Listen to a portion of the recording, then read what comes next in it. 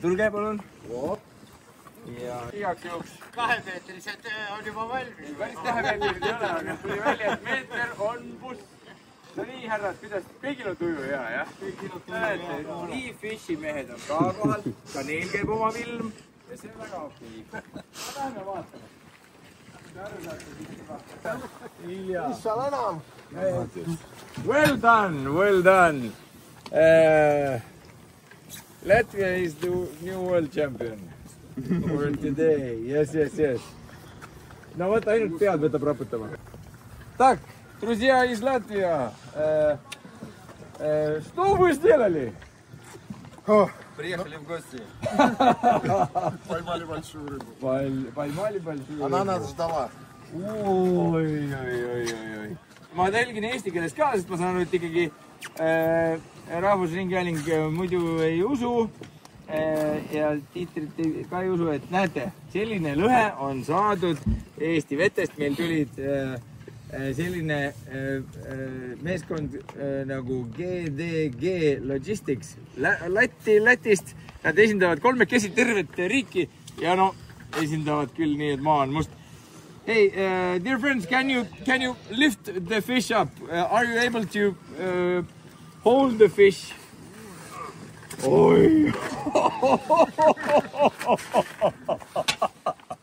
See on tore. Ma võtan nüüd Marko Reikopi käest töö ära, aga nagu te aru saate, ütleme, et näod räägivad enda eest. Väga hästi tehtud, super. Et omavahel öeldes suure austusega Bobo suhtes ostsime sealt eelmine aasta meetrised mõõdulindid. Tuli välja, et ei piisa. Et tuleb ikkagi Reefishi jutule tulla mõõdulintidega seoses, sellepärast, et siin on vist, ma saan aru, et rohkem või? Ohoh, ja minu moll on peale sattud. Püha, mis? Oleg sai eile, skolka põlletud? Meeter 10. Meeter 10, no ei saa meetrise mõõdulindiga mõõta seda. Tiit, tule tuppa, noh, tule sealt. Ma ei tohi sulle öelda, mis see number on, sest filmitakse, aga põhimõtteliselt, noh, sa võid mõelda umbes, no jah, nii. Meeter 10, ei mahtunud eelmise meetrisele, nii et Weefishi mehed tegid kiiresti pikad suusad ja tegid mõõdulindi, mis sellele võistlusele ka sobilik on. Järgmine kõrva. Sommidel samamoodi ju. Sommidel ka. Meeter 14. Jah. Peame selle ära tegema. Võtta video. Op, держи. Ma tean, kuidas me saame tegelikult. No võtame õpeta see soomustega kostüümi. Jumalauda, Mihhail. Aga mis sa arvad, mis on nagu need peamised asjad, mida Eesti kalamees nagu trollimist ise nagu teab, aga võiks teada? Okei, väga hea küsimus. Me tegime tegelikult ühe pika sellise artikli kalastaja ajakirja, mis nüüd on Äripäeva oma ja seal on üks hea selline Olev Pärnaga koostatud artikkel, kus me justkui käime läbi need 10 käsku, et selle võiks vaadata üle ja siis sealt võib tegelikult saada vastused osadele küsimustele. Aga mida peamine on, mida Eesti kalamehed ei tea ja näiteks paadiomanikud ka, et Eestis on võimalik trollimise teel täiesti vabalt, see ei ole mingi anomaalia, aga täiesti vabalt püüda lõhed ja meriforelli. Aga meie keskendume eriti selle Alexela Salmon Trolling Challenge Estonia raames lõhele ja sestap me siis püüame seda küllalt sügavast veest, et hea oleks, kui oleks ikkagi, no ma ei tea, 30, 50, 70, 90 meetrit vett all, sellepärast et sellises vees ta tunneb ennast turvaliselt ja seal ta siis jahib oma saaki, reibib arbused ja nii edasi. Aga et võib-olla ei tea Eesti kalamehed seda, et peaks kasutama tamiili, mis on umbes 0,46 või paksem. Võib-olla nad ei tea seda, et võiks kasutada spetsiaalseid trollimise ritvu, mis on suhteliselt odavad. Hea trollimise ritva saab juba 40 või 60 või 80 euroga. Ja võib-olla trollijad või siis Eesti kalamehed ei tea, et trollida võib ka 2 ritvaga või 4 ritvaga. Et ei pea olema 16 nagu siin enamustel sellistel semiprofessionaalidel. Siis mida nad veel ei tea, et on võimalik püüda tavalise plekklandiga, siin on nüüd küll näha selliseid plastiklante, aga et see sõltub kalamehe enda eelistustest. Siis mida veel ei tea on, et hea kiirus on umbes 5 kilomeetrit tunnis. Et kui sellega trollida, siis hoovused, lained, erinev loks võib natukene mõjutada, aga öeldakse 4,9 kuni 5,1 kilomeetrit tunnis on täpselt paras. Osadel anti natuke kiiremini, osadel natuke aegsemalt. Aga et näiteks kui on olemas mõni mees, kes tahab raksiga püüda, ehk siis sellise külmutatud ja üles hoidatud piidikaga, siis peab natukene aegsemalt. Aga mina pole raksimees, mina väga täpselt seda ei tea.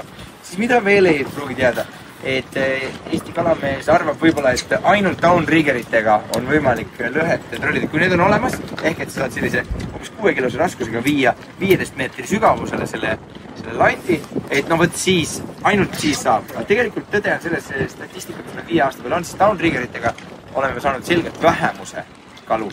Enamused tulevad hoopis nii, et rääkides korraks läbi, on ju, kala poolt vaadates, et kuna sa hakkad niimoodi välja laskma, kõigepealt lased landi välja, üks 6 kuni 8 meetrit ise tead, natukene sõltub landist, natukene sõltub sellest tamiili paksusest, mida paksem, seda vähem välja, siis paned sinna ühe raskuse.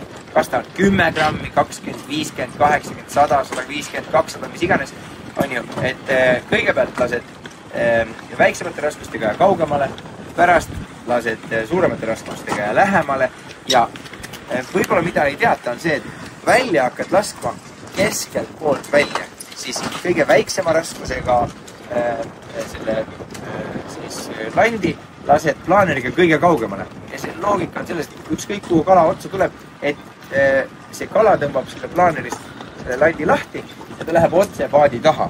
Ja sellepärast ongi kõige pikemalt väljas on kõige kaugemad, kõige vähem väljas on kõige lähemad, seega ükskõik kuhu kala tuleb otsa, läheb teiste vahelt läbi ja on seal taga. Ja siis hakkad neid väsitama. No puu või vee, seal pole väga suurt vahet, aga mõte on selles, et hakkad välja laskma ritvade poolt vaadates keskelt laiali ja lantide väljalaskmise mõttes siis välimised kõigepealt tuled lähemale. Ja kohe me saame mingi paadiga pihta, aga see on väga okei. Ilma väga suure kahvata on üli ebatõenäoline, et te saate sellise kala nagu tänavuse võistluse teine kala on see 17,5, et tõesti tasub investeerida sellesse kahva ja kahvamisega on ülioluline on see, et tõesti hoiad seda kahva saba enda käes, viid selle kala sellesse mootori sellisesse voogu, ei tasu seda lasta, viid kala kõrvale ja siis selle kahvamine toimub mitte sabast, sellise kiirusega edasi liikudes sellise veetakistusega sabast on väga raske, siis külje pealt klõks sisse ja ei tõsta niimoodi, vaid rahulikult niimoodi, sest maailmas pole kahvasid, millega 17,5 kilost kala niimoodi tõsta nagu panni peal. See ei toimi. Huvitav, mis võiks veel olla? Mida Eesti kalamehed ei tea on see, et on väga okei lõhet püüdes mitte lõhet saada kohe, on ju, et ei tasu sellest demoraliseeruda. Soomlaste keskmine tulemus on umbes 1,5 päeva peale üks kala, loomulikult viskab päevi ette, kus nad saavad 2 või 5 või veel rohkem, on juhtunud ka seda, et on 8 tükki korraga otsas, saavad kõik 8 tükki kätte, aga minu arust seda on inimene ajaloos juhtunud ainult ühe korra. Ja mis on peamine, sul trollimise jaoks on ülioluline, et sul oleks paat. Et muidu on trollimist väga raske ette kujutada. aga see paat võib olla missugune tahes, peaasi, et sulle endale meeldib ja peaasi, et sa tunned ennast seal turvalisena. Ja trollima ei pea 10 tundi järjest, võib teha ka nii, nagu mul on vahel, et mul ongi ainult 2 tundi aega ja siis ma teen sellise väikse siraka ja kala võib tulla otsa, nii nagu meil on ka juhtunud, juba sisselaskmise käigus. Nii, kas on veel küsimusi? Ma hea meelega räägin sul lemmikteemast. Ega on küsinud seda nagu põhilist küsimust, mida ootavad kõik kalamehed praegu. Et kas see... Kus on kalad? Vees. Kas on see jääb viimaseks ürituseks või on juba järgmine tulemas ka ja planeeritud? Väga hea küsimus. Et tegelikult võib tõesti ju tunduda, et siis tuleb lõpetada, kui oled absoluutses tipus, nagu Erki Nool ütles. On ju. Aga tõde on selles, et see on alles teine. Mis on vaja traditsiooni tekkimiseks? On vaja mitte seda, et toimub ühe korra, vaid toimub ühe korra veel. Ehk et praegu on 2 aastat toimunud, süües kasvab isu igal juhul. Eelmisel aastal kõige suurem kala oli ainukene kala, mis oli 3,5 kilo. Ja see tänaseks hetkeks tundub naljakas. Eelmine aasta me olime nii nagu õnne tipul, et üldse kala saadi. Aga see aasta eile saadi 16 kilo, täna saadi 17,5 kilo ja 8 kilo. Ja homme üks tüüp ütles, et alla 20 kalatada tagasi ei tule. Seega meil on täiesti kindel veendumus, et sellest võistlusest saab pika traditsiooniga üritus ja järgmise aasta Alexela Salmon Trolling Challenge 2026 toimub 22. 24. maini jälle siin samas, natukene parema ilmaga küll, Haven Kakumäel ja lihtsalt ütlen ära, et tegelikult registreerimine algabki kohe, kui meil see võistlus läbi saab, ehk et kõik saavad hakata harjutama järgmiseks aastaks, saavad hakata koguma informatsiooni, mudima kalapoodnikke, et nad ikkagi tooksid siia need paarkümmend, võib-olla paarsada ritva ja multirullid ja raskused, plaanerid, õiged tamiilid, on ju, minu poolest võiks olla isegi mõned lihtsamad Cannoni need downriggerid ja ma arvan, et ka paadimehed tegelikult hindavad sellist initsiatiivi kõrgelt. Nii et 30 paati me saame sellele võistlusele kaasata, seega kohad on piiratud, seda dikteerib see sadama mahutavus, aga meil oleks väga hea meel, kui Eestist neid trollimishuvilisi inimesi juurde tuleks. Et põhimõtteliselt on nii, et tuulekala trollimisvõistlusel on umbes 90 paati ja neil on 95% nagu teadmistest, oskustest, tahtest, kogemusest, paadist ja varustusest on nagu olemas. Nüüd on lihtsalt vaja ühte kihti veel, et tuulehaugi saab väga hästi lõhetrollimisvarustusega tegelikult püüda. Kõik toimib täpselt samamoodi, kui sul on natukene kangemad ridvad, natukene kangem tamiil, natukene kangemad rullid, ja lihtsalt landi vahetust. Ja võib-olla nii suurt kahva ei ole vaja tuulehaugi jaoks.